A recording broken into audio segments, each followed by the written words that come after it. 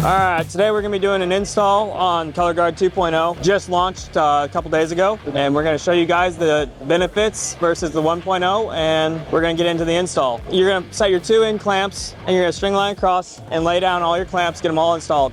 We have found that you can now install the Versa clips on top of the clamp before you put them up on the roof. So when you go to install your clamps, it's just how you'd install a normal S5 clamp.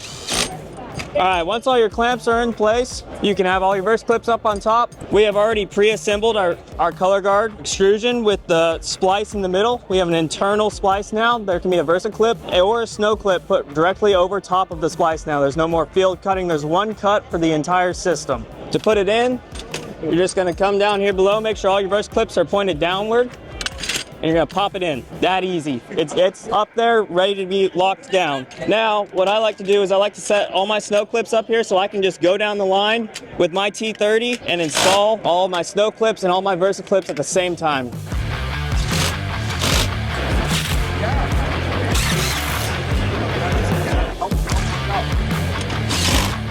Just like that. One tool for the whole install. Other than that, you'll need a pair of snips to cut your color strip, and that's all you're going to need for it.